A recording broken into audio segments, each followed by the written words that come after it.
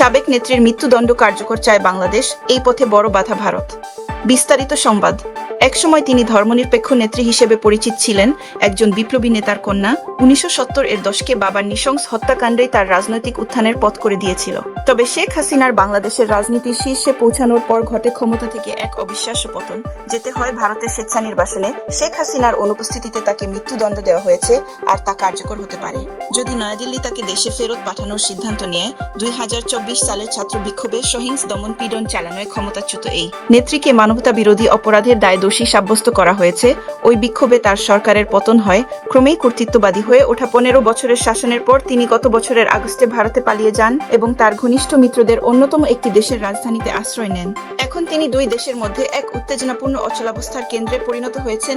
ঢাকা তার অপরাধের জন্য বিচারের মুখোমুখি করতে তাকে প্রত্যর্পণের দাবি জানাচ্ছে। যদিও তিনি জোর দিয়ে বলছেন তিনি এই অপরাধ করেননি। বাংলাদেশের রাষ্ট্রবিজ্ঞানী মোবাশ্বের হাসান বলেন, গণরোষ থেকে বাঁচতে তাকে দেশ ছেড়ে পালাতে হয়েছিল। তিনি ভারতে লুকিয়ে আছেন আর তার বিরুদ্ধে মৃত্যুদণ্ডের রায় দেওয়া হলো। এটি সত্যি এক ব্যতিক্রমী গল্প। রাজনীতিতে শেখ হাসিনার যাত্রাপথ শেক্সপিয়রীয় আদলের এক গল্পের মতো মর্মান্তিক ঘটনা, নির্বাসন ও ক্ষমতার আখ্যান, যা তার নিজ দেশের ইতিহাসের সঙ্গে অবিচ্ছেদ্যভাবে যুক্ত। বাংলাদেশের ক্যারিশম্যাটিক জাতির পিতা শেখ মুজিবুর রহমানের জ্যেষ্ঠ কন্যা শেখ হাসিনা। সে হিসেবে তিনি পাকিস্তানের কাছ থেকে বাংলাদেশের স্বাধিকারের সংগ্রাম প্রত্যক্ষ করার মধ্য দিয়ে জীবনের শুরুতেই রাজনীতিতে প্রবেশ করেন। কিন্তু 1975 সালের আগস্ট মাসের রক্তক্ষয়ী একটি রাতেই সত্যিকার অর্থে তাকে এ পথে নিয়ে আসে। এক নৃশংস সামরিক অভ্যুত্থানে সেনা কর্মকর্তারা ঢাকার বাসভবনে তার বাবা, মা ও 3 ভাইকে হত্যা করেন।